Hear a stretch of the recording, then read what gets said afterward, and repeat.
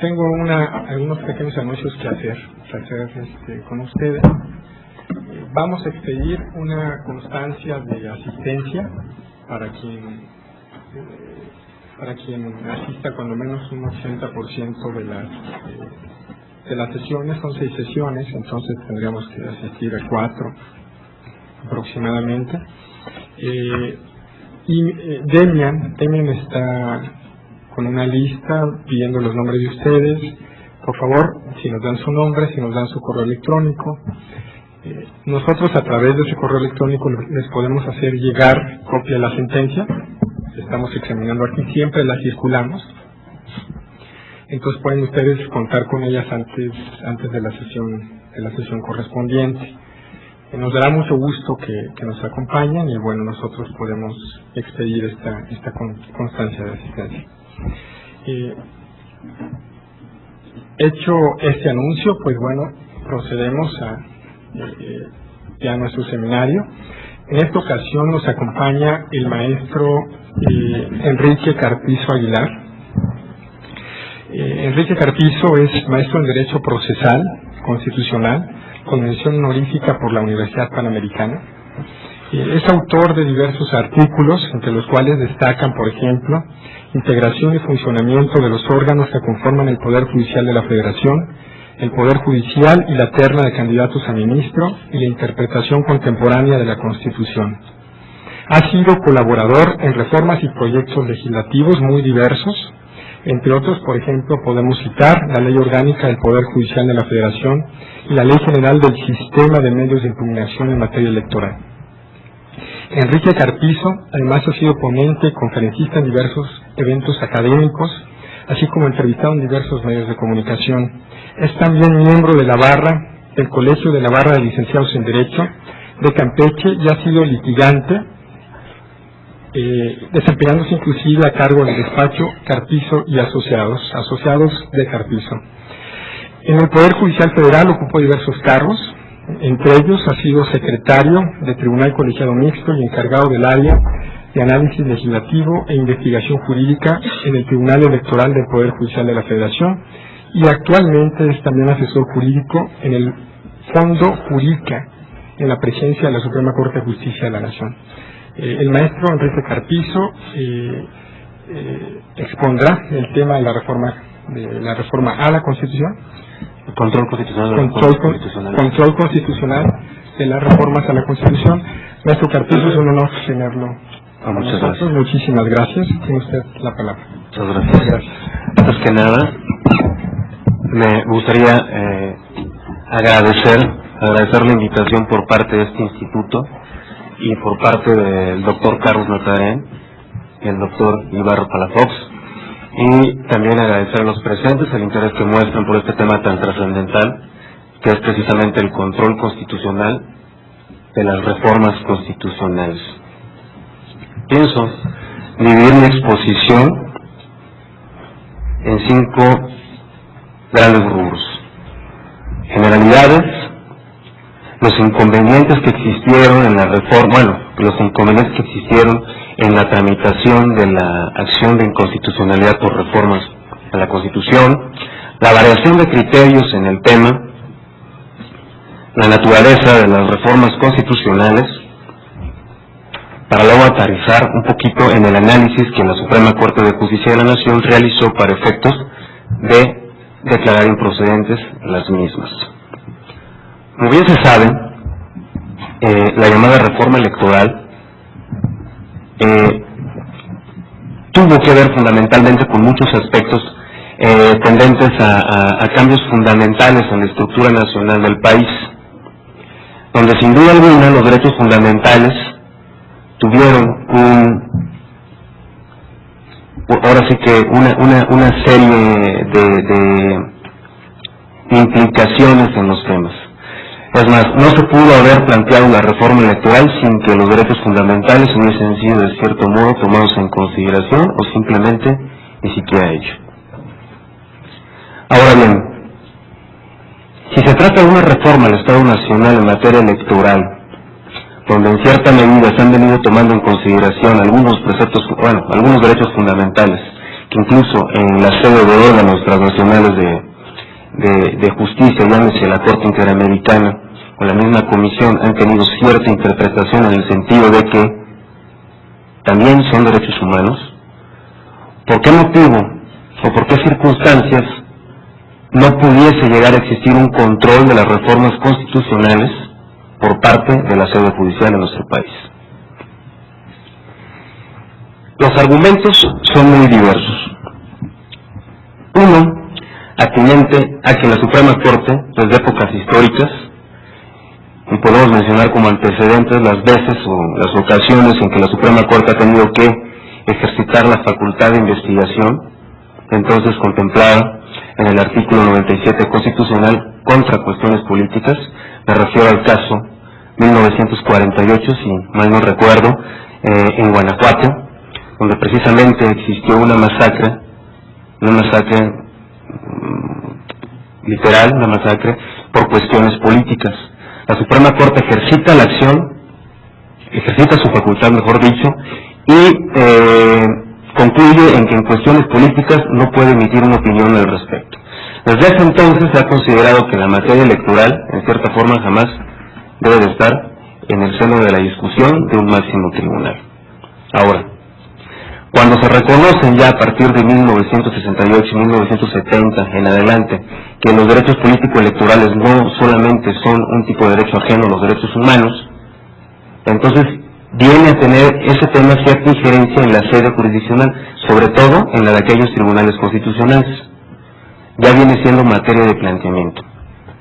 Ahora, la fracción segunda del artículo 105 constitucional establece que solamente se podrá, en un momento dado, presentar la acción de inconstitucionalidad por partes legitimadas cuando existe una contravención de una norma general a la propia Constitución. ¿Qué nos dice esto? Que tendríamos que identificar qué se entiende, tendremos que interpretar esa fracción segunda del artículo 105 constitucional para poder determinar en un momento dado si por normas generales se entiende única y exclusivamente aquellas normas que son inferiores a la Constitución. En este sentido se abre el debate en el Pleno de la Suprema Corte y se dice por una parte: las acciones de inconstitucionalidad son improcedentes. Como ustedes bien saben, existió un desechamiento por la Comisión de Receso integrada por los ministros Gunillo Pelayo y Genaro David Góngora Pimentel. ¿Sí? Hubo un desechamiento. La Corte de entrada dijo: no podemos conocer, ¿sí?, de acciones de inconstitucionalidad promovidas contra reformas constitucionales. No se puede. Aplica una tesis de jurisprudencia previamente valorada y aceptada por el Pleno y lo desecha. Afortunadamente existe el recurso de revocación, de reclamación, lo interponen los actores políticos, se eleva al Pleno, el Pleno abre una discusión en relación a si existía una causal de improcedencia prevista en el artículo 19 de la ley reglamentaria notoria, ¿sí?, notoria, y suficiente como para poder desechar. Y bueno, llegan a la conclusión de que en efecto no, que el tema todavía quedaba abierto, quedaba para más. Se admite a trámite la acción de inconstitucionalidad. Tenemos aproximadamente, tenemos una sesión un poco prolongada respecto del tema, y volvemos al punto. Las reformas a la Constitución son normas generales, sí, no y por qué. ¿Acaso el contenido de la Constitución no lo conforman normas generales? Primera reflexión. Si decimos que no lo son, entonces estaríamos diciendo que la Constitución tiene un contenido normativo un tanto diferente al de una norma general. Y entonces habría que especificar y habría que conceptualizar cuál es ese tipo de contenido que en un momento dado le compete a la propia Constitución, ¿no? ¿Cuál es esa característica que la hace diferente a lo demás? ¿Acaso una modificación o adición al texto constitucional no puede contradecir su contenido fundamental? Ese es un punto interesante. Decimos, la reforma electoral no puede ser en un momento dado dilucidada a través de una acción de inconstitucionalidad porque no se trata de una norma general, se trata de una reforma a la Constitución. Y las reformas a la Constitución no pueden ser en un momento dado, ¿sí?, dilucidadas o analizadas a la luz de la propia Constitución. Ese es otro punto que se plantea en el seno del propio Tribunal Pleno. O sea, ¿cómo vamos a analizar si una reforma a la Constitución es contraria a la propia Constitución? Es imposible. Entonces yo pregunto, ¿entonces en la Constitución no pueden existir antinomios? Si existe una contradicción en la Carta Magna, ¿qué hacemos? Hay muchos criterios de la Suprema Corte donde se dice que la Constitución no se contradice a sí misma, que la Constitución es íntegra, ¿sí?, que la Constitución en cierta forma no podría en un momento dado establecer un criterio a favor y otro en contra dentro de su mismo paralelismo. Esto es un tanto incierto. ¿Por qué? Precisamente el criterio de ponderación de derechos fundamentales, que es una técnica contemporánea de interpretación constitucional, es lo que nos permite dilucidar a qué derecho fundamental o a qué parte de la propia Carta Magna le vamos a dar un sentido estricto en relación a un caso concreto, ¿sí? Vamos a analizar si la afectación a un derecho fundamental en un momento dado se encuentra justificado o no, ¿sí?, en tratarnos de un conflicto que se presenta respecto a un propio caso. Esto es interesantísimo, porque si partimos de esta premisa, nos vamos a percatar también de que en otras partes del mundo sí existe un control sobre las reformas constitucionales. De que existe, existe. De que es factible, lo es. Ahora, la mayoría de los ministros optaron porque el control de las reformas constitucionales por parte de la Suprema Corte única y exclusivamente tendría que venirse a dar si es que la propia Constitución lo establece en forma expresa. Si no lo establece en forma expresa, no podemos en un momento dado considerar que existe esta facultad por parte de la Corte para poder controlar las reformas a la Constitución. ¿Será esto verdad? ¿Ameritará esto un análisis? En el caso Camacho, remembrando un poquito la intervención de la Suprema Corte en esa ocasión, nos encontramos que le da una interpretación un tanto extensiva al concepto de normas generales, al concepto de ley, ¿sí?, y se va en esencia al contenido material de la propia normativa. ¿Cuál es el contenido material de la propia normativa? Pues precisamente el hecho de que las normas federales son abstractas, ¿sí?, e impersonales, ¿no? Gozan de ciertas características. Cualquier normativa que en un momento dado revista esta característica pudiéramos considerarla como una ley. Ahora, se hace la distinción también en tratándose de decretos, ¿sí?, y otro tipo de resoluciones emanadas del propio Congreso. Todo esto en un momento dado podría ser lo suficientemente contundente y eficaz como para poder decir que el control sobre las reformas constitucionales no procede. Pregunta y reflexión. Supongamos, como acontece en México, el poder reformador de la Constitución derogó la pena de muerte en la Constitución Federal, como bien sabemos. ¿Qué pasa si de repente cambia la integración de la Cámara, de las respectivas cámaras sobre el órgano legislativo, y en un momento dado se retoma la pena de muerte? ¿Qué pasa en ese sentido? Punto para la reflexión. Tiene absoluta libertad el poder reformador de la Constitución por considerarse por encima jerárquicamente de los poderes constituidos, en términos de un argumento que manejó la Cámara de Diputados y la Cámara de Senadores en el caso. ¿Puede en un momento dado retomar la pena de muerte? ¿Se puede? No se puede. Si en un momento dado se llegase a hacer de esa forma, ¿cuál sería el órgano encargado en un momento dado de dilucidar si se están excediendo los límites impuestos al poder constituyente? ¿Cuál? La Suprema Corte ya vimos que no. Ahora, ¿eso es correcto? ¿Podríamos establecer algunas excepciones? Ese sería el punto de reflexión. ¿Pueden haber excepciones o no pueden haber excepciones? Alguno de los ministros comentó que el artículo 135 constitucional establece un procedimiento de autodefensa de las propias reformas constitucionales.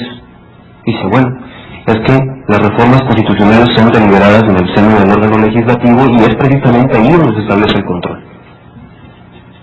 ¿Esto es así? Recordemos que hace algunos meses existió una iniciativa que pretendía en un momento dado dotar de facultades al Ministerio Público para poder en un momento dado ordenar la orden de cateo de cualquier domicilio sin previa autorización del juez competente, como actualmente prescribe el artículo 16 constitucional. ¿Qué hubiese pasado si esa reforma en la Constitución hubiese procedido? ¿Hubiéramos podido decir que es injusta? ¿Hubiéramos podido decir que contraviene un derecho fundamental previamente pactado por la sociedad a través del Constituyente de 1917? Y además que históricamente se regresa en el tiempo más de 4 o 5 siglos. ¿Podríamos decir que es injusta o no? Si decimos que es injusta, que hay una inconformidad por parte de la ciudadanía en relación a su contenido, entonces, ¿a quién podríamos quejarnos? ¿Ante quién podríamos quejarnos? Forzosamente tendría que ser una sede jurisdiccional. Ahora, la sede jurisdiccional ya nos dice que no, que las reformas a la Constitución tienen una característica totalmente diferente, ¿sí?, que no se especifica cuál, en relación a las leyes generales. O sea, una reforma a la Constitución no es una ley general, y al no ser una norma general, una ley, pues no puede ser en un momento dado dilucidada a través de la acción de inconstitucionalidad. Regresando un tanto al caso de la pena de muerte retomada por el Congreso Constituyente, ¿qué pasaría? ¿Se estaría atentando contra un derecho fundamental que en un momento dado la sociedad ya tiene ganado, que es precisamente que en nuestra nación no exista la pena de muerte? ¿Sí? ¿No? Bueno, parte de la concepción, ahora sí que se tenga, por parte de las personas legitimadas para promover la acción de inconstitucionalidad, pero si en un momento dado lo consideran así y promueven la acción, ¿qué pasaría? Lo mismo, la misma conclusión. No procede la acción de inconstitucionalidad contra reformas constitucionales. La tesis jurisprudencial que se aplica sustenta sus ideales en el sentido de que el 135 constitucional establece un propio procedimiento de autodefensa por parte de la propia Constitución. Y volvemos al tema. El dotar al Ministerio Público de facultades para poder emitir una orden de cateo sin orden previa de autoridad jurisdiccional ¿limita o no limita un derecho fundamental previamente pactado por la sociedad? Si lo limita, si lo vulnera, entonces por consecuencia necesitamos una sede que lo analice. ¿Cuál sería esa sede? ¿Cuál sería esa sede si el órgano legislativo ya opinó que esa reforma es indispensable para la seguridad nacional del país? Única y exclusivamente queda la judicial. Ahora, hablamos de órganos de constitución transitoria o de formación transitoria, ¿sí? O sea, el Congreso o el órgano reformador de la Constitución, independientemente de cómo lo queramos denominar. Hablamos de un órgano de constitución transitoria. Los órganos de constitución transitoria pueden ser sujetos de control judicial. Es otro matiz, es otro punto pendiente de debatir en el pleno de la Suprema Corte. ¿Pueden o no pueden? Dicen no, porque la Constitución no lo señala expresamente. Ok. Pero si se trata de un tribunal constitucional que en suma se vale de herramientas interpretativas un tanto diversas a la interpretación clásica de la ley, entonces, ¿por qué no poder reflexionar sobre el punto y brindar cierto control, ¿sí?, cierto escrutinio judicial sobre decisiones que en cierta forma afectan derechos fundamentales previamente pactados por la sociedad? Ese es un punto importante. Obviamente sabemos que no se puede meter y que no es sano que se meta en cuestiones políticas. Obviamente lo sabemos. De hecho, ese es uno de los orígenes de las propias instancias electorales en el país. Precisamente que nuestra Suprema Corte reconoce que su función no es precisamente dirimir conflictos electorales. En ese sentido, bueno, se crean instancias con esa finalidad. Pero en el caso de que se vulneren derechos fundamentales, tampoco podríamos pensar en un procedimiento de revisión judicial sobre las reformas constitucionales. Tampoco. O sea, tendríamos que requerir que la Constitución lo diga expresamente para poder actuar en consecuencia. Entonces, la interpretación contemporánea de la Constitución a manos de jueces constitucionales, ¿dónde queda? ¿Existe la interpretación constitucional en México? Hay un sinnúmero de académicos que dicen que sí, entre ellos pudiera considerarme alguien que opina lo mismo. ¿Por qué? Porque es precisamente lo que nos va a permitir mantener actualizada nuestra Carta Magna. Es precisamente la interpretación de nuestros jueces constitucionales lo que nos va a permitir que la norma fundamental del país se mantenga vigente, ¿sí?, en relación a la ciudadanía, a los cambios sociales que enfrenta el país. Si esta interpretación un tanto progresiva del propio texto constitucional no se lleva a cabo y regresamos a una costumbre un tanto decimonónica en el sentido de que todo debe de ser expreso para poder actuar en consecuencia, llegamos a constituciones de detalle o constituciones cuyo contenido es normativo a detalle. ¿A qué me refiero? Lejos de que una constitución pueda ser redactada en forma abstracta, con un alto contenido valorativo, con un alto contenido de principios, etcétera. No, queremos una constitución que sea la que resuelve todos y cada uno de los casos que se presentan en la sociedad. Queremos una especie de código, una especie de normativa constitucional que establezca todas y cada una de las hipótesis que pueden presentarse en la sociedad. Esto no es factible. Al menos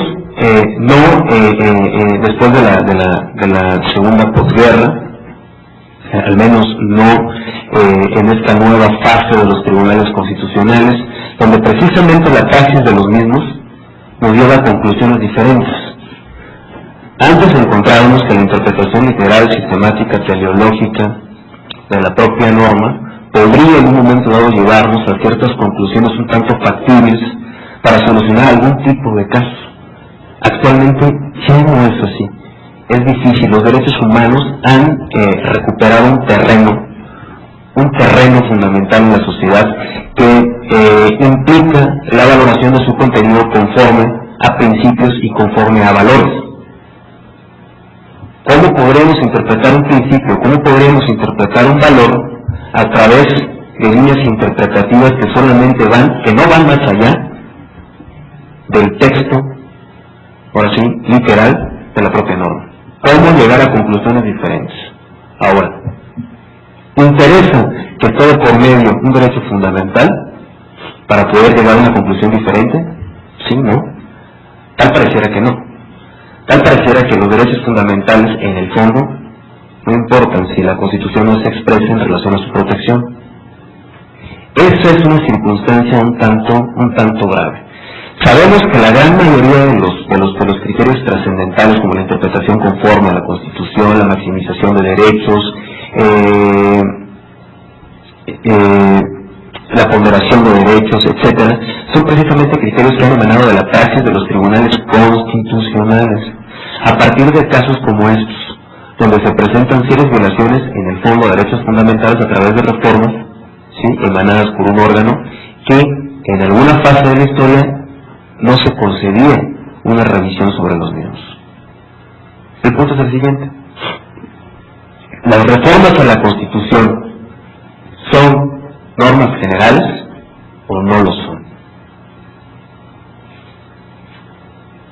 Necesitamos que la fracción segunda del artículo 105 constitucional nos diga expresamente que la acción de inconstitucionalidad procede contra reformas a la Constitución para poder actuar en consecuencia. ¿Es factible? ¿Es necesario que sea de esa manera? Si nos apegamos a un principio de interpretación literal de la propia normativa constitucional, si nos apegamos a un principio de interpretación incluso hasta sistemático de la propia Carta Magna, pues la conclusión va a ser muy sencilla, va a ser en ese sentido. Necesitamos que lo diga expresamente. Ahora, ¿este tipo de interpretación es propia de una magistratura constitucional? La magistratura constitucional debe, en un momento dado, regirse por este tipo de principios de interpretación decimonónica de la ley. Es punto de reflexión. Se dice, entre los argumentos que expusieron algunos actores políticos en contra de la procedencia de la acción de inconstitucionalidad, es que la Suprema Corte de Justicia de la Nación no puede estar por encima del poder constituyente. Y yo les pregunto, ¿se trata de una cuestión de jerarquías o de competencias? Estamos acostumbrados a la cuestión siempre netamente jerárquica. El que no está por encima de nosotros, si estuviera por encima de nosotros, entonces sí podría revisar lo que quiera, pero no. Él es un órgano constituido y nosotros somos un órgano constituyente. Y pues bueno, el constituyente del 17, con esa idea de hacer al legislativo muy poderoso, no retoma los límites que el constituyente del 57 establece precisamente, ¿sí?, para efectos de que no vaya más allá del poder reformador de la Constitución. Entonces decimos, no son jerárquicamente superiores a nosotros y por tanto no pueden en un momento dado revisar nuestros actos. Es más, se nos puede llegar a ocurrir suprimir a la Suprema Corte y dejar única y exclusivamente juzgados de paz. Bueno, pues sí, porque las normas generales no son no incluyen las reformas constitucionales. Entonces, cuando nosotros nos constituimos en un órgano constituyente, podemos hacer lo que queramos. No tenemos límites y no tenemos forma de que nos controlen nuestras decisiones. O sea, así es.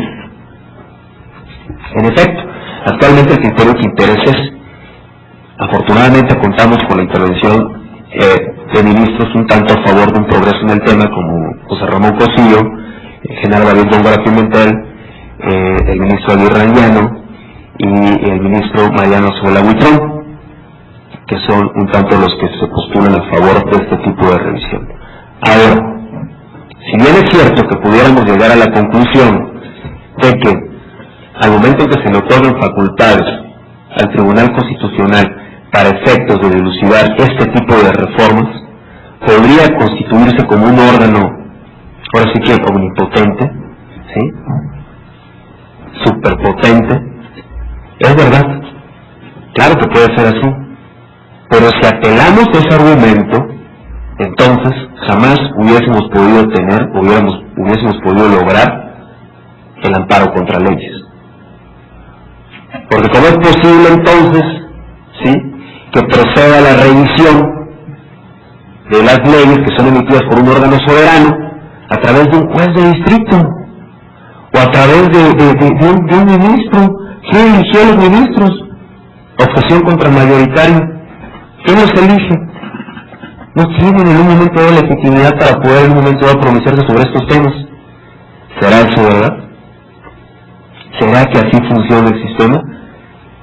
O más bien, ¿será que de esta manera pueda funcionar bien el sistema? Es un punto interesante de reflexión. ¿Queremos un sistema limitado legislativo a las decisiones soberanas? Sí, ¿por qué no? En tratándose de cuestiones políticas, ¿por qué no? Hay decisiones que toma el legislador que por salud pública la Suprema Corte no debe de intervenir, o que el control judicial tampoco debe ser motivo de intervención. Pero cuando están de por medio los derechos fundamentales, ¿qué hacemos? ¿También les damos respaldo? Cuando están de por medio los derechos fundamentales, como el caso, retomando, de que hubiera procedido la reforma que le otorgara facultades al Ministerio Público para emitir los recateos sin previa autorización judicial, si hubiera procedido y que la Corte también se hubiera pronunciado en estos mismos términos estableciendo, pues también es improcedente. Si le hubiera estado dando la espalda una revisión de fondo en relación a si la reforma de la Constitución está vulnerando o no un derecho previamente pactado por la sociedad en el artículo 16 constitucional? Si al constituyente se le ocurre retomar la pena de muerte, como comentábamos hace un momento, que de antemano sabemos que la Convención Americana prohíbe, y entonces el Estado entraría en un conflicto de responsabilidad internacional, porque ahí mismo se establece que ningún Estado parte que derogue la pena de muerte podrá retomarla, salvo que quiera entrar en conflicto internacional. ¿Será necesario que tengamos que ir ante una sede interamericana y que condenen al Estado para efectos de poder en un momento dado resarcir esta violación? ¿O podremos hacer en la sede interna como una opinión más al caso concreto? ¿Podría ser? ¿No podría ser? El punto es el siguiente. ¿Es conveniente que este criterio se reforme? Sí, no, ¿por qué? ¿Es conveniente de que el ejercicio de la magistratura constitucional sea mesurado? ¿Es conveniente que le demos ese voto de confianza a la jurisdicción constitucional para efectos de poderla dejar trabajar y entonces, a partir de controles sociales, poder determinar si está funcionando bien o no? ¿Es indispensable que se hagan ciertos matices en relación a si debe o no intervenir el escrutinio judicial en tratándose de decisiones políticas? Sí. Allí sí habría que tener muchísimo cuidado. Allí sí habría que pensarlo muy bien. ¿Es factible que la Suprema Corte se pronuncie sobre decisiones políticas? Habría que analizarlo. Ahora, ¿es factible que la Suprema Corte de Justicia analice reformas a la Constitución que pueden atentar sobre derechos fundamentales previamente pactados? Yo creo que ahí sí no habría mucho campo ni margen de duda ni de error en relación a saber si sí o si no. ¿Sí? Una ley, una reforma a la Constitución que permita la esclavitud de nuestro país, por el simple hecho de emanar del poder constituido, la tendríamos que aceptar, porque no hay reformas, no hay un procedimiento de revisión a las reformas constitucionales. Ahora, la otra salida es muy sencilla. Podría existir una parte del Pleno que detrás del argumento en relación a que las elecciones de constitución no proceden contra reformas en la Constitución esté el que digan: me parece muy factible, me parece muy correcto que exista una revisión de las reformas constitucionales cuando atentan contra derechos fundamentales, pero una de dos: o se faculta constitucionalmente la acción de inconstitucionalidad para proceder así, o bien se crea un mecanismo, otro proceso constitucional para efectos de poder revisar ese tipo de producto legislativo. Ahora, ¿cuánto tiempo tendremos que esperar para que ello acontezca? ¿Cuántas acciones de inconstitucionalidad tendrían que declararse improcedentes cuando de antemano sabemos que el problema de fondo es una violación a un derecho fundamental? Es más el coste social a que conlleva este tipo de argumento que el que en un momento dado pudiera conllevar el dar una interpretación extensiva, como se ha hecho en otros casos, al concepto de normas generales para efectos de incluir ahí en las reformas a la Constitución. Me gustaría intentar cerrar con esto para efectos de escuchar los pareceres de las personas aquí presentes en relación al tema. El tema, el punto de debate, el punto de la litis constitucional en el pleno de la Suprema Corte fue precisamente, única y exclusivamente, saber si las reformas a la Constitución son o no normas generales que pueden ser objeto de revisión a través de la acción de inconstitucionalidad. Muchas gracias.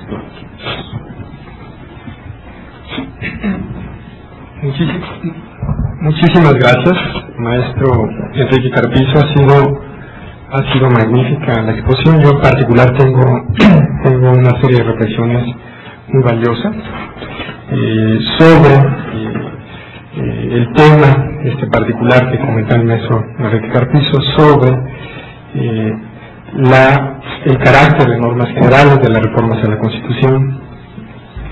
Me parece, digo, solo a manera de destacar el debate, antes de que ustedes tomen la palabra, que es también muy interesante esta última reflexión sobre si sería conveniente reformar la Constitución para que las acciones de inconstitucionalidad pudieran examinar estas reformas a la Constitución, o bien crear un procedimiento distinto para realizar este tipo de reforma. Ha sido también de mi interés, maestro Enrique Carpizo, que usted haya resaltado la conformación de quienes votaron a favor de esta reforma. Tradicionalmente tenemos a 2 ministros liberales, como Cosío y Góngora, y tenemos a 2 ministros conservadores, como Aguirre y Azuela.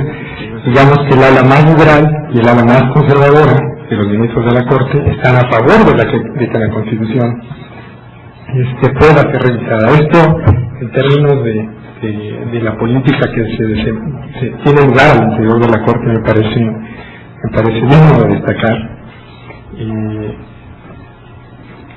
También me ha parecido muy interesante esta discusión que es compleja, que es de difícil resolución, sobre si la Suprema Corte puede ponerse por encima del constituyente permanente. Yo no quisiera manifestarme al respecto. Es un tema interesante, es un tema complejo. Creo que tradicionalmente en México hay una percepción de que el constituyente permanente es todopoderoso. A mí me parece que es una percepción que proviene de la tradición jurídica o revolucionaria de la gran Asamblea Constituyente que creó una constitución. Entonces, el constituyente permanente, como lo denominó la teoría, en este caso Felipe Tena Ramírez, pues es una especie de continuación de esa gran asamblea que no tiene límites. Y yo creo que esto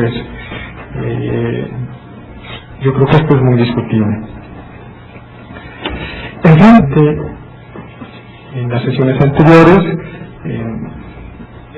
ustedes como asistentes pueden formular una serie de preguntas al ponente, o bien, si no desean alguna pregunta, pueden hacer alguna reflexión, de tal manera que este espacio pueda fungir como una especie de seminario en la medida de lo posible. Sabemos que es complicado, tenemos un espacio de escritorios y de sillas arregladas de tal manera que esto parecería una simple ponencia, pero nos gustaría que hiciéramos el esfuerzo para que se tomara la dinámica de un seminario de discusión. Entonces, bueno, yo doy la palabra. Si nos pueden decir, por favor, su nombre y de dónde provienen, si son profesores universitarios, si provienen de un despacho privado, para efecto de poder conocernos y que el diálogo fluya un poco mejor. Sí, por favor. Y enseguida usted.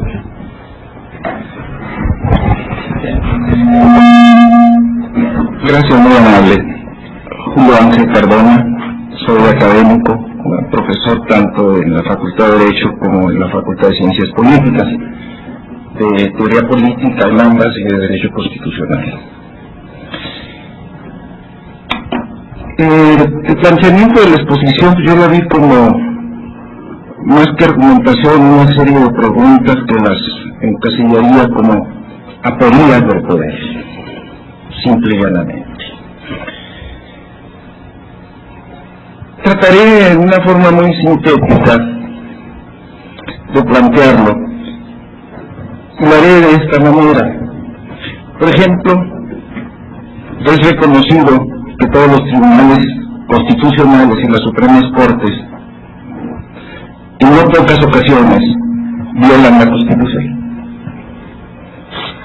Y se admite como principio que son inatacables, porque se le da un valor al derecho, precisamente en la seguridad. Yo creo que todavía es conmovedor escuchar hace unas semanas cómo el presidente del Partido Republicano de los Estados Unidos, en su discurso, dijo: nunca más 5 jueces corruptos nos quitarán la presidencia. Y está registrado. Dije presidente del Partido Demócrata de los Estados Unidos, y la alusión a un hecho. Eso es un principio, y lo entendemos. Por otra parte, el planteamiento está en que si la interpretación constitucional puede ser llevada al punto de que la Constitución sea sea atacable. Trato de eliminar las aporías para mantenerme en los principios.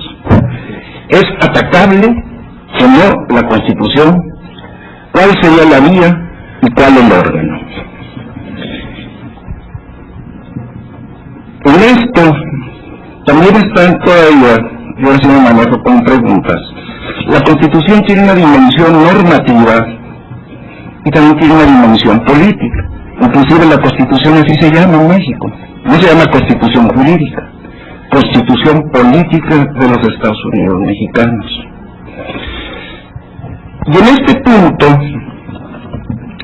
se ve de inmediato si lo debido y lo correcto del derecho, al pugnar con las metas políticas, debe manifestarse en una pugna de argumentos o de decisiones, y quién va a decidir al final de cuentas. Y puedo seguir porque creo que fueron demasiadas preguntas, aquí están anotadas demasiadas, pero me pareció muy pertinente la última intervención del doctor Ibarra Palafox. Al final de cuentas, tendría que dar una consideración a la nación, a los actores políticos, si es pertinente reformar la Constitución para su propio control. ¿Sí? Eso sería. Yo vería muy peligroso que la Suprema Corte, como órgano constituido, se erigiera en juzgador del poder constituyente reformador. Hay muchos argumentos de que sí es autoridad y es atacable el poder constituyente reformador, y que como poder constituyente reformador, el hecho de incorporar reformas, esas reformas constitucionales no tienen la misma categoría que normas anteriores o normas instauradas de origen, lo cual es altamente cuestionable también. Y podemos seguir y seguir. Entonces yo no quisiera agotar la paciencia, y yo no soy el ponente, solo traté de plantearlo de una manera sintética, al revés como conclusión, empezando. Y pues yo sigo con las mismas dudas, pero me quedo con la pregunta, también como respuesta, de que posiblemente el planteamiento sea es conveniente o no reformar la Constitución para que ésta contemple vías para su atacabilidad. Sí, muy amable, muchas gracias. Gracias, profesor. Perdona, que quisiera agregar aquí. Sí. Bueno, pues al menos reconocer que dio resultado de lanzar tantas preguntas. El tema en sí, si hacemos un panorama general de todo lo que en un momento dado debe de decirse sobre esto, lo acabamos. ¿Por qué? Porque en el fondo hay una cuestión política de por medio, una cuestión política que quiere y que siempre ha querido estar lejos del escrutinio judicial. Eso nos ha quedado muy claro. ¿Quiénes resolvían las cuestiones políticas antes de que existieran las autoridades judiciales en materia electoral? El mismo Congreso. ¿Sí, no? En algún momento se estableció un recurso ante la Suprema Corte para revisar las determinaciones emanadas de colegios electorales. ¿Cuántos recursos fueron promovidos con ese objeto? Si mi memoria no me falla, creo solamente 2 en la historia, y creo que fueron declarados sin materia. Estamos acostumbrados a resolver los conflictos a través de componendas políticas. Eso es muy grave. No estamos acostumbrados a llevar una sede jurisdiccional, ¿sí?, la solución de determinados conflictos, y lo acabamos de ver con una elección presidencial, donde, muy a pesar de que hubo un escrutinio judicial en materia electoral de por medio, el país aún sigue dividido en relación a si fue correcta o no. ¿Sí? Entonces, no hemos estado más conformes, no hay algunos, no me entiendo de nuevo, en que esto se hubiera arreglado a la antigüita. ¿Sí? Eso me parece grave. Ahora, Decimos que la Constitución no es jurídica, no es normativa, es política. Ese es precisamente el origen de nuestros males. Considerar todo como una cuestión política alejada del escrutinio jurisdiccional. Precisamente, desde que existe ese cambio de paradigma en relación al contenido de una norma constitucional, nos percatamos de que los matices políticos son inherentes a determinadas partes de la misma, pero no a toda. No a toda. ¿Por qué? Porque lo que nos hace pensar que la Constitución es normativa y no política es precisamente que podemos hacerla valer a través de medios jurídicos creados expresamente para su defensa. ¿Sí? Gracias a la inteligencia de muchos constituyentes contamos hoy en día con una serie de procesos constitucionales tendentes a garantizar la supremacía de nuestra Constitución, ¿sí?, a defenderla contra cualquier acto que pretenda vulnerarla. En este sentido, meternos a distinguir si la Suprema Corte está por encima de un órgano constituyente, ¿sí?, es meternos en una polémica que no nos va a conducir a nada práctico. El derecho es práctico, el derecho es protección, es certeza. En la sede constitucional, en la magistratura constitucional, muy por el contrario, y que provoca confusiones, que es lo que acontece en los jueces de legalidad, es aplicación estricta del texto normativo. También es interpretación, y los lineamientos de interpretación constitucional, de la interpretación contemporánea de la Constitución, nos llevan a otras conclusiones. Por ejemplo, en la sede internacional nos encontramos con el caso de la última tentación de Cristo. ¿Qué pasó en el caso de la última tentación de Cristo? La Constitución del Estado demandado establecía una censura previa para ese tipo de filme. Esa censura estaba prevista en la Constitución. La Corte del Estado demandado dijo pues que estaba en su Constitución y que tenía que respetarse. Una interpretación un tanto literal del texto normativo que rige hacia su interior. Se va a la sede internacional y la sede internacional dice no. Lamentablemente esa censura al firme de la última tentación de Cristo tiene que ajustarse a la norma internacional en materia de derechos humanos, la Convención. Y en cierta forma conminó al Estado a efectos de que reforme su Constitución y la haga compatible a la Convención Interamericana sobre Derechos Fundamentales. O sea, ¿cuál es el mensaje? ¿Qué estamos viendo? Estamos viendo una justicia constitucional progresiva, ¿sí?, cuyos candados no sean otros que el respeto a los propios derechos humanos. Si existe un problema de diseño constitucional, si existe un problema de ingeniería constitucional en el interior de nuestra Carta Magna, ello no nos debe llevar a absurdos. Sobre todo en tratándose de una sede de jurisdicción constitucional. Hago la aclaración y el hincapié. La jurisdicción constitucional es muy diferente a la jurisdicción de legalidad.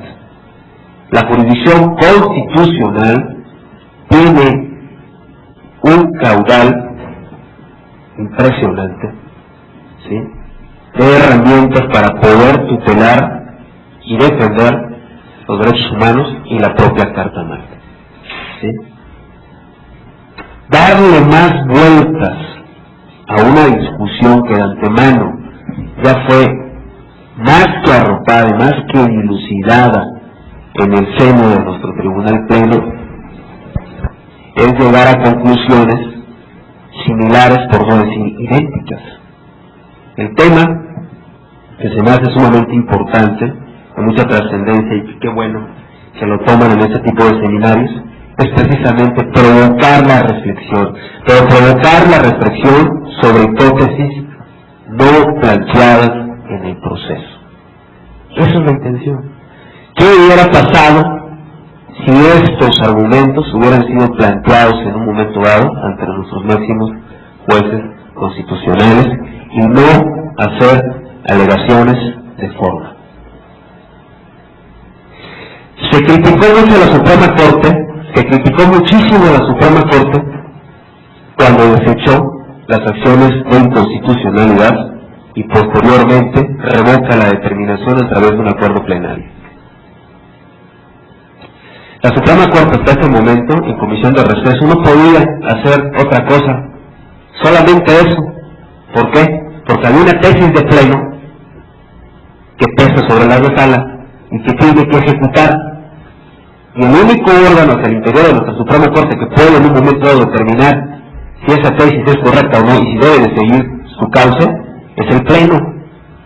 Entonces, fíjense nada más que grave otro detalle de la justicia constitucional que no debe de ser tan estricta que en un momento dado pone en tela de duda las decisiones de nuestro propio máximo de nuestro máximo órgano juzgador. ¿Sí? Ese es el punto. Hay una serie de impedimentos legales constitucionales que están impidiendo la verdadera materialización de la justicia constitucional. Algunos ideológicos, ¿sí? Otros un tanto formalistas, ¿sí? La forma es lo que nos ha perjudicado. Buenas tardes, mi nombre es Carla Macías, soy secretaria de Proyectos entonces. Muy interesante la charla y sobre todo pues muy provocadora, ¿no? Surgen muchas inquietudes.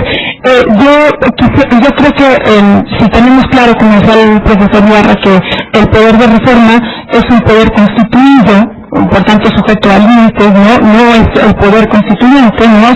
Entonces, si vemos, parece muy claro que si está sujeto el poder de reforma a un procedimiento, pues esos límites de carácter formal se ven muy evidentes, ¿no? Parece que si el poder de reforma publica una pretendida adición a la Constitución que no ha sido aprobada, por ejemplo, por la mayoría de las legislaturas de los estados, sino solo por una, pues ahí se ve muy claro, ¿no? Que esa no es una verdadera, no forma parte, esa norma no forma parte verdaderamente de la Constitución. Entonces sería paradójico que una ley sí pueda ser expulsada del ordenamiento jurídico cuando no se cumple con el procedimiento legislativo y en cambio una norma constitucional no puede hacerlo cuando no es en realidad una verdadera norma constitucional. O sea, los límites formales de carácter formal yo lo veo muy claro, pero me parece que es importante distinguir los límites de carácter material, ¿no? A los que se refiere el profesor ponente, ya, por ejemplo, la posible colisión entre derechos fundamentales o un atentado ya claro contra un derecho fundamental.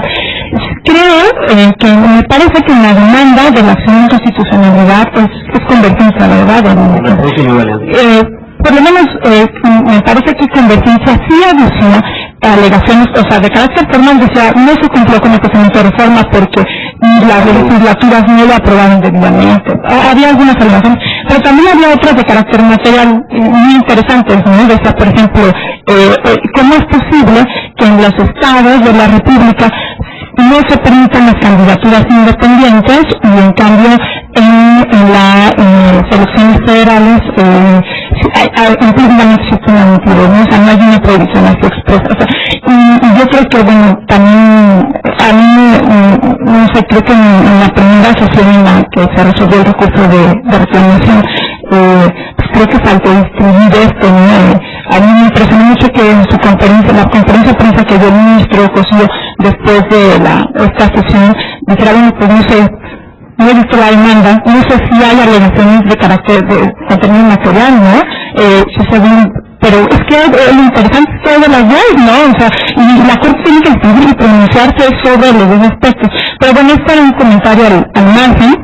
Yo creo que es más sencillo argumentar la cuestión del control formal, más complicado la del control material. Por un lado, y tengo dos preguntas. Una, creo que mencionaste así de soslayo que la Constitución de 1857 se establece ciertos límites al poder de reforma. Si es así, me gustaría saber cuáles eran, más o menos para acudir a la gente. Y la segunda, que es la que más me interesa, es, entiendo, referente a una de las preguntas que hiciste, ¿debe crearse un nuevo proceso constitucional para conocer de las reformas constitucionales? Creo que la sugerencia un poco implícita es, bueno, ya está el proceso claro en la Constitución, en el 105 ya es la acción inconstitucional. Bueno, yo estoy de acuerdo con eso. Pero, ¿qué pasa? La acción de inconstitucionalidad tiene unos sujetos legitimados, la legitimación es sumamente restringida. Solo unos actores políticos fundamentalmente, ¿no? Por otro lado, por ejemplo, en materia electoral no hay suplencia de la queja, ¿no? En las acciones de inconstitucionalidad, porque nosotros no hay.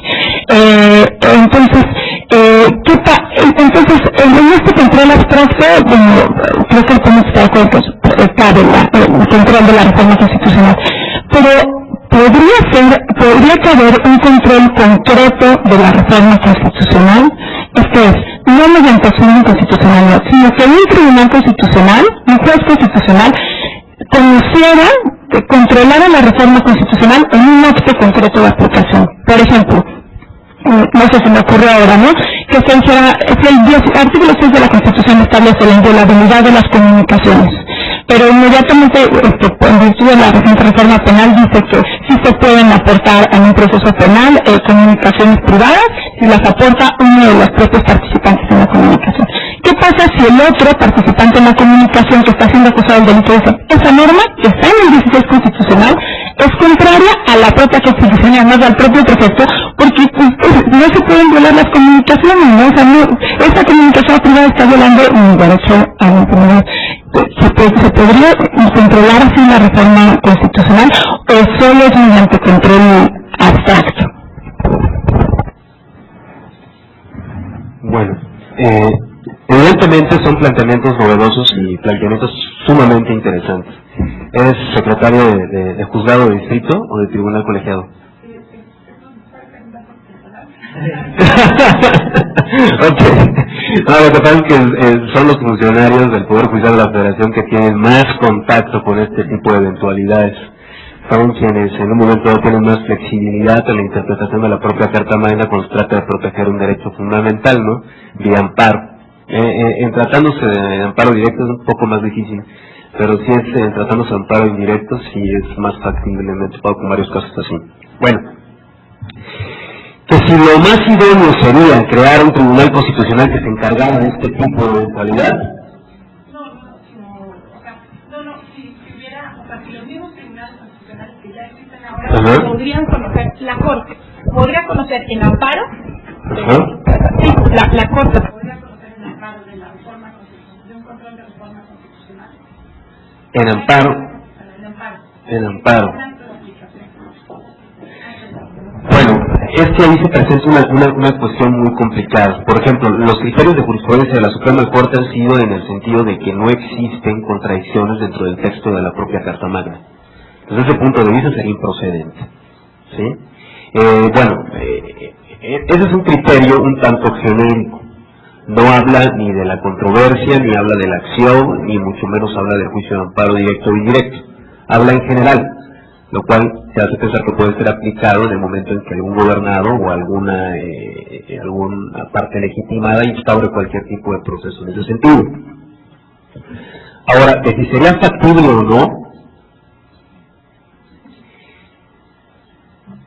sería cuestión de ver cuál ha sido, en cierta forma, la reglamentación, ¿sí?, que se le ha dado precisamente a ese precepto constitucional, ¿sí?, que es precisamente lo que nos va a hacer en un momento dado viable su aplicación. ¿Cuál es el acto concreto? ¿Cuál es el acto que está concretizando esa hipótesis en particular, si no me equivoco? Ahora, si la Constitución, el propio artículo de la Constitución, el propio 16, en un artículo, en una fracción, por ejemplo, contempla la inviolabilidad de las comunicaciones privadas y en otra fracción la permite, yo creo que ahí más bien habría una cuestión de interpretación. Es decir, este es el principio y esta es la excepción, ¿sí? Y si la propia Carta Magna lo está mandando, entonces, bueno, sería complicado tratar de determinar una contradicción en sí misma. Ahora, si la Constitución jamás ha previsto una excepción a ese principio y esa excepción se pretende incluir en el texto de la Carta Magna, bueno, indirectamente está existiendo una limitación a un derecho fundamental previamente pactado, ¿sí? Es un derecho fundamental el hecho de que yo, o más bien de que mis conversaciones personales no puedan ser violadas, ¿sí? Cualquier ataque a ese derecho fundamental hecho en forma posterior, ¿sí?, forzosamente tendrá que ser analizado por un tribunal constitucional, sede judicial. Bueno, yo lo digo desde el punto de vista del derecho procesal constitucional, ¿sí? Tendría por qué ser, claro, porque existe una limitación. ¿Cuál es por decirlo así, la técnica que se está implementando en México precisamente para incluir normas contrarias a la propia Constitución? ¿Cuál es la técnica? La reforma constitucional. ¿Por qué? Porque hoy por hoy no existe un instrumento, un proceso constitucional que pueda en un momento dado revisarla, ¿sí?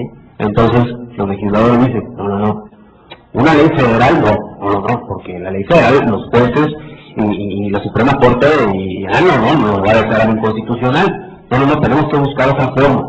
¿Cuál es esa forma? Reformando la Constitución. Ahí sí, no hay problema, porque en ese sentido nosotros somos, omnipotenciales, ahí podemos hacer lo que queramos, ¿sí? Y ese es el punto de debate, ese es el punto de reflexión. Es así debe ser. Por eso me llama la atención la pregunta. Dices tú, bueno, ¿pudiera proceder a través de amparo indirecto? Pues en principios, sí, ¿por qué no? Exacto. Aunque ahí no hay un acto de aplicación, ¿sí? Que esa fue una idea que también nuestra Suprema Corte compró por cuestión temática, ¿sí? Y entró al estudio, al análisis del mismo por una cuestión temática de fondo que podría ser el futuro, ¿sí?, de la revisión de las reformas a la Constitución, ¿sí? Podría ser el futuro, aunque ya en este caso vimos que no fue de esa manera. Pero ese es el punto. O sea, el tema es el siguiente, que me pareció sumamente interesante. ¿El poder reformador de la Constitución es constituyente o es constituido? Si el constituyente ordena un procedimiento para reformar a la Constitución en términos del 135 y faculta al Congreso para poder elegirse en órgano transitorio y poder determinar las reformas a la Constitución, pues como bien comenta la compañera, se trata de un órgano constituido, ¿no? Constituido a la luz de una Constitución que en cierta forma, ¿sí?, no es precisamente el constituyente originario, sino son dos órganos constituidos que se juntan para efectos de emanar, o varios, ¿no? También las legislaturas participan y demás, para poder en un momento dado concluir en una reforma a la Constitución. Es más o menos así como lo planteas, ¿sí? En ese sentido sería interesante, ¿sí?, no meternos y perder tanto el tiempo analizando, ¿sí?, si está jerárquicamente por encima o no la Suprema Corte o el mismo poder reformador de la Constitución, cuando de antemano hay un ataque a los derechos fundamentales. O sea, ese es el punto que da una cierta competencia a la sede jurisdiccional para efectos de poder determinar si la reforma es procedente o no. Ahora, por eso planteaba la otra hipótesis. Vemos que está dividida en las opiniones. Si decimos no, la Suprema Corte no tiene por qué meterse en eso, entonces ¿a quién se lo dejamos? Cuando existe una cuestión que verdaderamente vulnera un derecho fundamental, ¿quién va a ser la sede encargada de poder dilucidar este tipo de cuestión? ¿Cuál sería? Porque no solamente se trata de decir la Suprema Corte de entrada, no, sino de establecer una solución, porque a todos nos está interesando la violación de un derecho fundamental, sino simplemente determinar que la Suprema Corte no es competente para analizar ese tipo de reforma, lo cual se me hace un planteamiento de forma y no de fondo. Ahora, si existe un procedimiento plasmado en el artículo 135 constitucional, y no se cumple,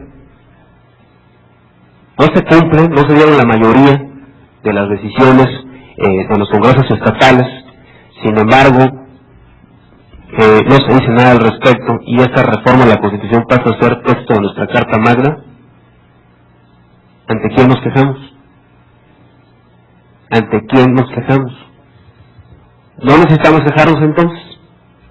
¿No? ¿Para qué? Pues ellos saben lo que hacen, ¿no? Si en un momento dado no quisieron votar 15 estados de la República, pues bueno, muy su problema, tienen problemas porque son perredistas y no se llevan con el PAN, o son panistas, no se llevan con el PRD, entonces no hay problema, es una cuestión política, vamos a dejarlo ahí, ¿no?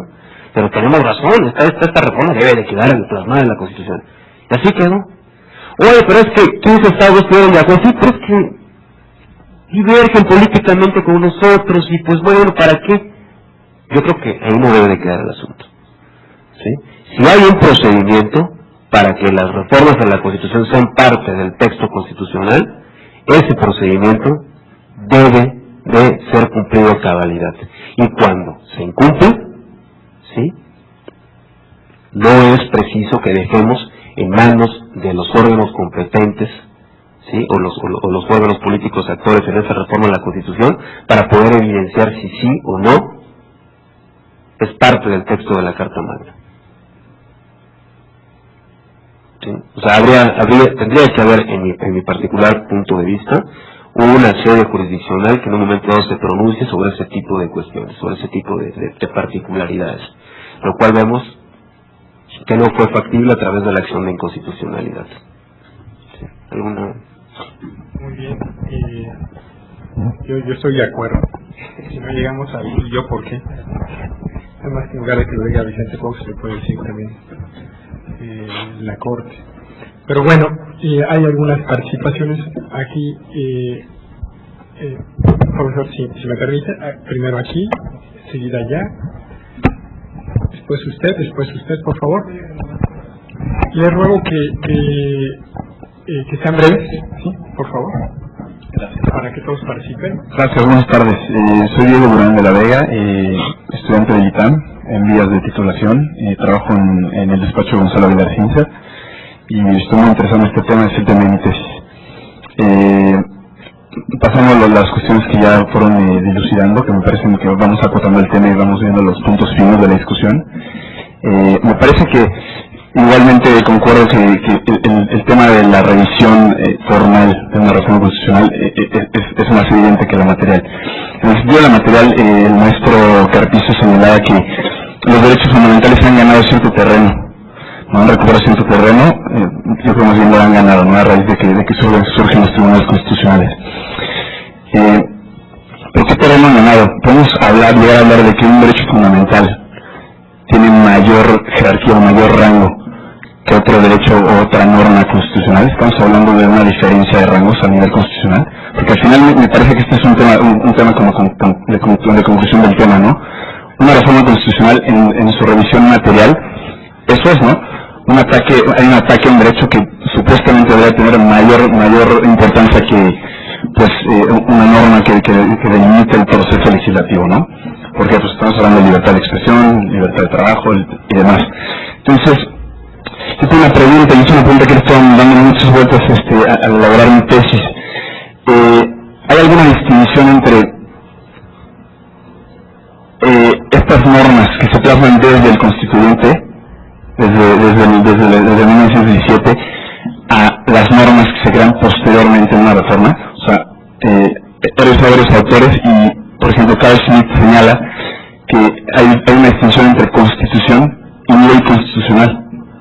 Siendo constitución toda la serie de normas que están plasmadas desde el inicio de que se crea la constitución, en este caso en 1917, y siendo ley constitucional toda esa serie de normas que se incorporan posteriormente a través de este proceso de reforma a la constitución. Entonces, podría haber una distinción de este tipo. Esa es una primera pregunta. Continuando con lo que decía principalmente al principio, entonces podremos hablar nuevamente, retomar esta visión que parecía ya una división bizantina en cuanto a la parte orgánica y dogmática de la Constitución. Como ustedes decían, ya esta división ya está más que superada por la cuestión pues no solamente están en los primeros artículos, sino encuentras derechos fundamentales y derechos salvaguardados de la Constitución, pero sino en el sentido de que hay una parte de la Constitución que es superior, y en este caso, si una reforma de la Constitución que viene a contravenir algunos de estos derechos, por ejemplo, la última reforma constitucional en materia de medios y electoral, donde un artículo que pues parecería no formar parte de esta parte dogmática, viene como una reforma disfrazada a afectar la libertad de expresión, la libertad de empresa. Entonces, eso me ha tenido dando vueltas en el tema de mi tesis, pues no sé qué. O sea, tú te estás refiriendo precisamente así, estás entrando ya en el tema de la revisión material. Así es. Ok, y dices tú si es factible en relación a que existen jerarquías dentro de la propia Carta Magna. Porque al final sería eso, ¿no? Revisión material implicaría eso. Okay. Quisiéramos escuchar las preguntas y al final contestar. Por allá tenemos una, por favor, después usted, profesor, y por acá tenemos otra. Y al final contestamos para tratar de... Nomás una puntualización. Yo te había sentado después de escuchar. Cuando manejé, yo dije que la Constitución tiene una dimensión normativa, pero tampoco debemos olvidar que tiene una dimensión política. Segundo, digo que el principio de inalienabilidad es constitucional, creado por la propia Constitución, y se le otorga al poder o a los tribunales constitucionales. Cuando yo hice discusiones, tal vez por deformación de los académicos, hablé de la teoría del poder constitucional. ¿Quién chinga los tribunales? O sea, centrémonos en las bases fundamentales de lo que es la discusión que nos pueda llevar a los detalles que ya podría pasar de mejor manera. Gracias, buenas tardes, mi nombre es Daniel Prince, soy alumno del posgrado de la Facultad de Derecho de aquí de la UNAM. Y bueno, qué bueno que el profesor hace ciertas precisiones, porque precisamente yo me cuestionaba por qué hablaba él de un constituyente reformador, ¿no? A mí me parece que son dos palabras, dos términos que son contradictorios en sí mismo, porque el órgano reformador de la Constitución está formado por una serie de órganos, los legislativos, federal y local, pero que son constituidos, ¿no? No son constituyentes, entonces sí tienen ciertos límites formales e incluso materiales. Otra cuestión que tocaba ya también el profesor sería redefinir lo que entendemos por política, ¿no? Porque si lo entendemos solo como la política partidista, entonces sí estamos a favor, y yo estoy a favor de la normatividad de la Constitución, pero me parece que la normatividad de la Constitución no tiene por qué estar tampoco en conflicto con que sea una Constitución política si redefinimos o entendemos de mejor forma lo que es la política. Y por otra parte, una pregunta al final: si pudiera ser factible un control previo de constitucionalidad de reformas constitucionales en tratándose de derechos fundamentales.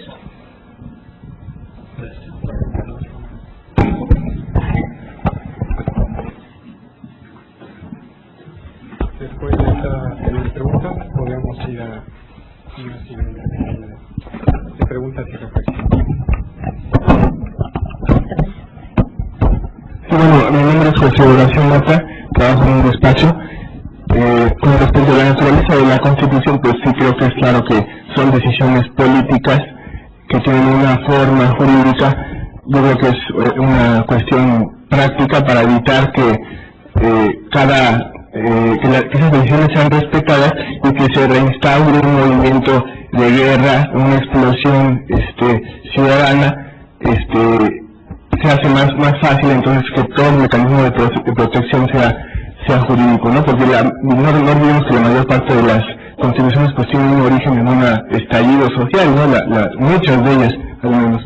Y en este mismo sentido, ¿no sería más constructivo pensar, para no caer en el juego de las jerarquías o de la vigilancia de los vigilantes, no sería mejor pensar que las decisiones reformadoras de la Constitución sean sometidas a la aprobación popular mediante procedimientos de consulta, llámese referéndum, llámese plebiscito? Eso dotaría, yo creo, de una legitimidad superior a cualquier propuesta de modificación constitucional. Que se dice que la ciudadanía es torpe o que está mal informada, esos asuntos, esos argumentos también se pueden esgrimir a los diputados actuales o etcétera. Sí. Bueno, por orden, en relación a si existe una jerarquía dentro de la propia Carta Magna, hay algunas teorías, por ejemplo, la teoría axiológica de la Constitución, cuando se consiguen ciertos principios y valores dentro de su mismo texto, ello nos lleva precisamente a estimar que sí las hay, en cierta forma. Sin embargo, hay otra teoría que es totalmente divergente. Dice, no es posible, no existe jerarquías, es igual. Es igual, no podemos en un momento dado privilegiar una parte que la otra. Pero yo creo que ahora sí que la praxis, la práctica, la puesta en marcha de este tipo de derechos fundamentales nos ha brindado algunos escenarios donde sí podemos advertir ciertas jerarquías. ¿Sí? Hay algunos casos que verdaderamente precisan, o sea, que precisan esta jerarquía y hacen procedente, por ejemplo, la ponderación de derechos, ¿no? De derechos fundamentales, que es precisamente lo que va a venir a determinar cuál de los dos prevalece. ¿Y cuál de los dos va a prevalecer? Pues precisamente aquel que tenga más peso en relación al caso concreto, pero más peso en relación al derecho fundamental en juego. Habría que entender esta parte de la justicia constitucional, ¿sí?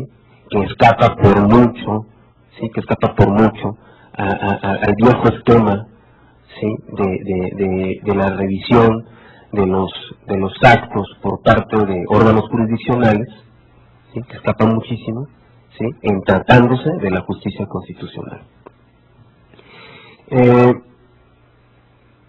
Que si está superado o no esa faceta de la parte dogmática y de la parte orgánica, bueno, hay algunos autores que así lo consideran, incluso hay algunos autores que reconocen que en la parte orgánica existen derechos fundamentales que por cuestión de orden también, o sea, debieron haber estado dentro de la parte dogmática, ¿no? Y eso es precisamente lo que hace que la Constitución comience a ser entendida como un todo y no por partes, ¿no?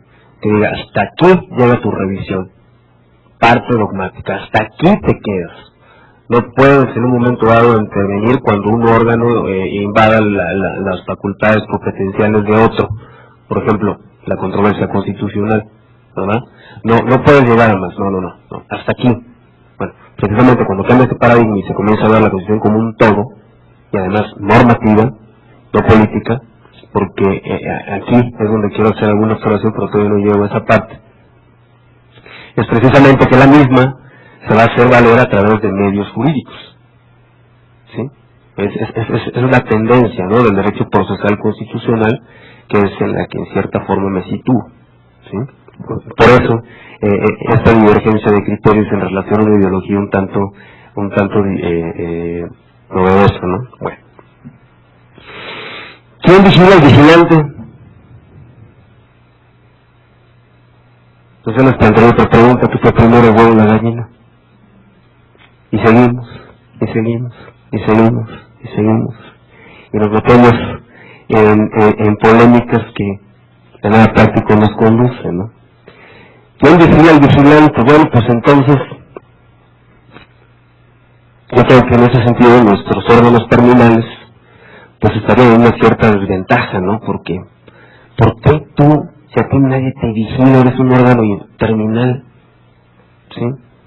No es correcta tu función, entonces se me hace que son corruptos, se me hace que deciden ustedes nada más y no toman en consideración al pueblo. Qué barbaridad, ¿por qué se meten en esto? ¿Sí? Entonces hay que tener, como lo comentaba el compañero, hay que tener muchísimo cuidado en meternos en este tipo de temáticas, porque lo que hacen es polemizar una cuestión que a nada práctico en cierta forma conduciría. Pero bueno, ese es mi particular punto de vista. No intento cambiar perspectivas y mentalidades de nadie. Ahora, si la Constitución es política o no es política, si la Constitución es norma jurídica o no lo es, es un punto interesante. Obviamente, para que las reformas a la Constitución, o más bien el contenido de la propia Constitución, se da en un ámbito de reflexión política, a través de actores políticos. La política buena, como comentaba el compañero de allá atrás, ¿no? No una política, no una grilla, una política en verdad, ¿no? O sea, el ver el beneficio de las relaciones sociales a través de normas bien estructuradas que permitan la convivencia, ¿sí? Y la paz social, ¿no? Ok. Ya se lleva a la norma constitucional, a la Carta Magna, para ser un poco más técnicos, a la Constitución.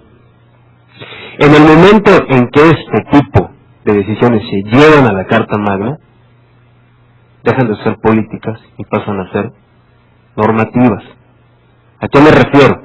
Puede ser que tengan una carga política impresionante, por ejemplo, el que todo derecho tenemos derecho a votar y a ser votados. Claro, hay una naturaleza política dentro de esa norma. Sin embargo, es normativa jurídica porque en el momento en que se violente puede hacerse valer a través de un recurso. Lo que, cuando se consideraba a las constituciones totalmente políticas, no podías en un momento dado hacer valer ese tipo de derechos a través de instrumentos jurídicos. Ese es el punto, esa es la distinción, ¿sí? No es tanto decir que la Constitución carece de un contenido político, ¿sí? Sino que al momento en que forma parte de la Constitución, se convierte en una norma jurídica digna de hacerse efectiva a través de recursos jurídicos. Esa es la gran diferencia, ¿sí? Esa es la gran diferencia. Ahora, por ahí hablamos de que si alguna confusión entre terminologías, ¿no? Que si poder reformador, que si órgano constituyente. Yo creo que sí es pertinente en un momento dado tomar en cuenta que el constituyente pues podrá ser el originario, ¿sí?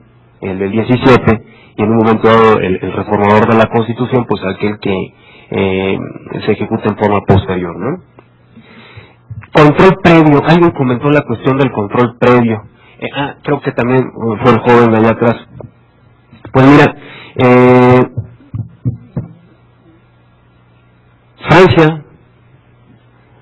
Francia establece un control previo en tratándose de normativas, de reformas a la Constitución. En lo particular, yo sería de la opinión que no. Yo sería de la opinión que en el caso habría que interpretar en forma extensiva la fracción segunda del artículo 105 constitucional y determinar que por normas generales se debe de entender a las reformas constitucionales que también se incluyen dentro de esta cuestión, y que en un momento dado el proceso constitucional instaurado por nuestra Carta Magna, procedente e idóneo para ello, es la acción de inconstitucionalidad.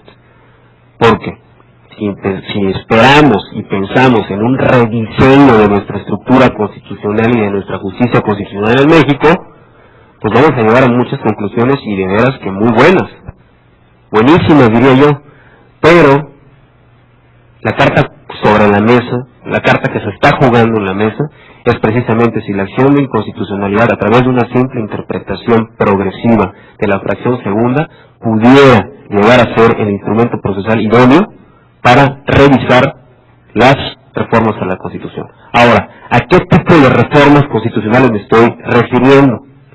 Aquellas reformas constitucionales que choquen, limiten, abroguen, ¿sí?, los derechos fundamentales. A eso me estoy refiriendo. Si es una decisión política, por ejemplo, que un día el constituyente, el reformador de la Constitución diga que de ser una república federal, democrática y representativa vamos a ser ahora comunistas, pues con el dolor del corazón, ¿no? Sí, el pueblo está inconforme y demás, no, ya lo decidió el órgano constituyente, bueno, el reformador de la Constitución, y no podemos hacer absolutamente nada. Ahora vamos a ser comunistas y todos vamos a decir igualitos y no sé qué tantas cosas, con un comunismo malo tal vez, ¿no? O sea, no importa, lo que diga el reformador de la Constitución es lo que debe de prevalecer. No hay revisión, no hay nada, no debemos hacer nada en absoluto. Y entonces ahí pues habría que ponderar si sería procedente que se pronuncie el Tribunal Constitucional o no. Pero lo que sí me queda muy claro es que en tratándose de derechos fundamentales, si existe una limitación a los mismos a través de una reforma constitucional, ¿sí?, lo procedente sería la revisión jurisdiccional de la misma. creo que ya no había otra más. Sí, pasamos a una siguiente ronda de reflexiones. Por aquí hay alguna. ¿Alguien más? ¿Alguien más? Entonces yo tendría una después. Buenas tardes a todos. Raúl Calderón de Luz y Fuerza del Centro. Mi reflexión va encaminada básicamente a responder la interrogante que se hace. Creo que definitivamente nuestro máximo tribunal debe ser el encargado de dilucidar las acciones de inconstitucionalidad en contra de las reformas que hace obviamente el Poder Legislativo. En definitiva, creo que precisamente nuestro país se ha caracterizado por tener el juicio de amparo como medio de defensa, precisamente ante el Poder Legislativo. Creo que a pesar de que, como les ponía el compañero, la Constitución se crea derivada de una revolución social, también lo es que los juristas afortunadamente se percatan de que el Poder Legislativo, incluso lo plasma, no recuerdo si en la del 27 o en la de 1857, que los tribunales tenían expresamente prohibido interpretar las leyes. Entonces, insisto, nuestros juristas de aquella época, por nombrar a Mariano Otero y a Crescencio Orejón, se preocupan precisamente por delimitar ese poder legislativo.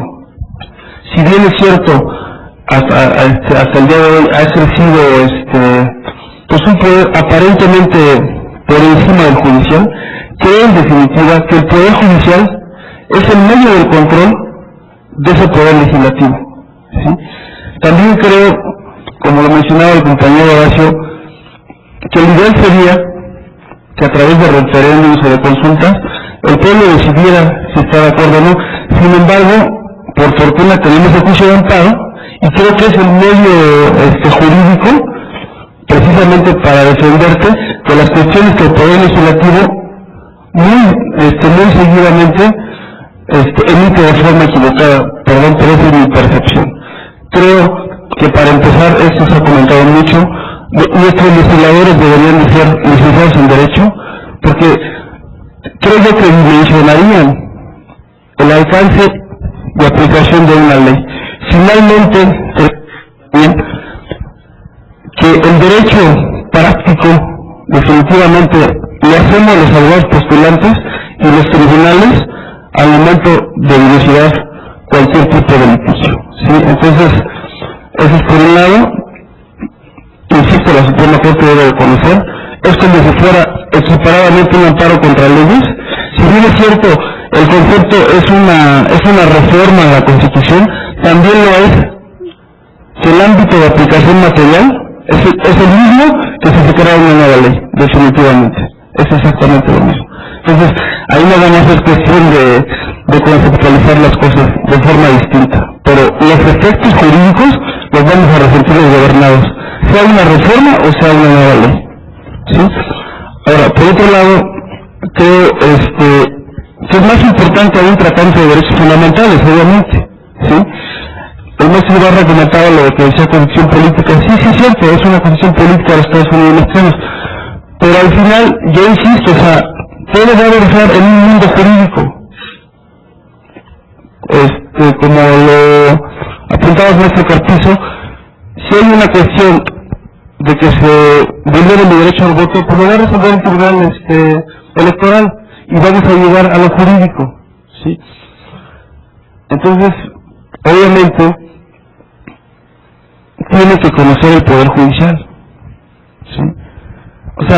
Porque si no, el Poder Legislativo sería omnipotente. De por sí tenemos esta concepción. Yo quiero dejar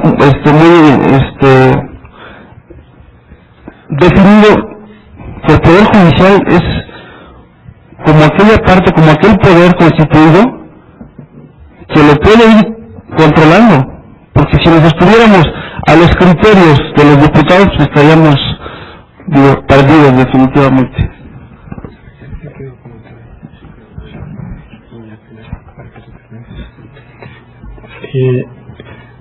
Yo quiero hacer una pequeña reflexión sobre este tema, sobre esta ponencia. Está relacionado con lo que se ha ya comentado en esta mesa. Yo recuerdo un caso ya muy viejo. Digo muy viejo porque no me acuerdo exactamente, lo leí ya hace 7 años. No recuerdo con precisión los detalles del caso. Pero una controversia constitucional que un municipio en Oaxaca interpuso por la reforma constitucional en materia indígena. Era un caso en el 2001, yo lo leí casi cuando ya estaba circulando. Han pasado 7 años. Y en ese entonces la Corte, eso sí me acuerdo del resultado final, porque era una sentencia de 600 páginas, de las cuales realmente las útiles eran las últimas 40, porque se la pasaban reproduciendo la demanda, la contrademanda, y era una cosa inacabable. La resolución final fue de los ministros en ese entonces que la Corte no podía hacerse cargo del control constitucional de las reformas a la Constitución. ¿Por qué? Me acuerdo que señaló que porque el órgano constituyente permanente era un órgano que no está regulado en el artículo 105. Aquí es cuando yo me sumo a la reflexión del maestro Enrique Carpizo, de que esta definición de constituyente permanente es una definición que creó la doctrina, creó Felipe Tena Ramírez, que la Corte asume como una especie de dogma que viene arrastrando desde hace muchos años, de que esto de que el constituyente es inatacable, pero ahí lo deja sentado. Pasan 7 años y nos encontramos nuevamente casos de reforma y de control de reforma a la Constitución, y yo vuelvo a encontrar que la Corte dice que no puede hacerse cargo. Yo creo que esta indefinición institucional por la que hemos pasado en México no nos ha hecho bien a los mexicanos. Es el yo por qué, ¿no? Pero no del presidente, es el yo por qué del Poder Judicial de la Federación. Es muy cierto que se deben establecer estos límites formales que no están en la Constitución. Que a mí me parece que estos límites formales dan certeza al control constitucional, pero cuando no están establecidos, una interpretación más extensiva de la Constitución en favor de la protección de derechos fundamentales, como acertadamente ha señalado el maestro Enrique Carpizo, haría muy bien para resolver una serie de problemas de diseño institucional que hasta el momento no hemos resuelto. Yo recuerdo en el 2001 y en el 2008 seguimos resolviendo el mismo problema. Seguimos planteándonos entonces quién se encarga de esto. Yo creo que la Corte puede encargarse dentro de ciertos límites, cuando menos materiales, y no hay que perder de vista que los límites materiales pueden fungir como límites formales. Si lo reflexionamos un poco, ¿sí? Los aspectos materiales de la Constitución son principios a partir de los cuales se comienza la reflexión y el control de la constitucionalidad. En este sentido, pueden ser una especie de límites formales. Yo dejaría esto sobre la mesa porque creo que la ausencia de diseños institucionales en México está siendo ya grave. En esta materia y en muchas otras, la redefinición del sistema presidencial. Esto me parece que es también consecuencia de este mismo vacío que no se ha cubierto, ¿sí? Un vacío en el cual el presidente, el Congreso ocupa ciertamente espacios políticos que no tenía antes de, hasta fecha muy reciente, pero que también abre espacios para el Poder Judicial, espacios que yo creo que deben ser ocupados dentro de los límites constitucionales. Los elementos materiales, los derechos fundamentales son límites constitucionales perfectamente válidos para plantearnos quién se debe hacer cargo de esto. Yo quisiera dejar mi intervención solo en ese sentido y saber si el maestro Enrique Carpizo tiene algo más que agregar para concluir la sesión. Bueno, pues además de reiterar mi agradecimiento por estar aquí con ustedes y que me hayan permitido robarles un espacio de su tiempo, en efecto, esos límites en cierta forma respetados y observados de manera muy mesurada por los máximos juzgadores de nuestro país, pues van a dar por consecuencia la efectividad del propio contenido constitucional, de nuestras propias normas constitucionales, de nuestros propios derechos fundamentales y humanos, en tratándose de ataques que se realicen a los mismos a través de una propia reforma en la Constitución. O sea, ¿por qué motivo? Sí, como dicen, yo por qué, o sea, ¿cuáles son las razones, cuáles son los motivos por los cuales la sede jurisdiccional no tendría por qué ocuparse de una cuestión? Bueno, de particular punto de vista se ha quedado mucho motivo de debate, pero es simple. Se trata de una reforma a la propia Constitución que contraviene derechos fundamentales previstos en la misma. O sea, yo siento que el texto de la Carta Magna debe ser congruente con su contenido, con su integridad. Si no es congruente con su contenido, pues entonces tenemos una Constitución incongruente. Tenemos una Constitución que en la parte dogmática establece el monopolio del ejercicio de la acción penal, ¿sí?, al Ministerio Público, pero que en la parte orgánica también contempla que los jueces de distrito puedan consignar directamente, ¿sí?, cuando se trata del incumplimiento de sentencias emanadas de juicios de amparo. Entonces, ahí hay ciertas incongruencias donde precisamente debe ponerse un orden. Nos estamos yendo a lo más tranquilo, lo más bajito, ¿no? Porque hay cuestiones que son todavía más contundentes, más de fondo, más material, donde la sede judicial debe estar presente, no debe hacerse a un lado. Por mucho tiempo, insisto, la sede judicial se rehusó a intervenir en cuestiones políticas y no acabó sino por reconocer que debe existir un tribunal encargado de dilucidar este tipo de cuestiones. Siento que no deberíamos de llevar ese extremo, que sería rediseñar, ¿sí?, o estructurar un tribunal constitucional autónomo al Poder Judicial de la Federación para efectos de que se encargue de estas cuestiones, cuando de antemano puede ser motivo de una interpretación extensiva de la fracción segunda e incluir en el término normas generales a las reformas a la Constitución. Si las reformas a la Constitución no son normas generales, entonces ¿qué son? Pues vamos a ir a clasificaciones doctrinarias de quienes están a favor y de quienes están en contra. Pues bueno, vamos a escoger las que nos beneficien y se acabó. Pero yo creo que ese no es el punto es la cuestión de fondo, ¿sí? ¿Son normas generales o no lo son? Y si lo son, y atacan un derecho fundamental previamente pactado por la sociedad, debe ser revisada, debe ser digna de escrutinio judicial. Muchísimas gracias por su asistencia. Muchas gracias.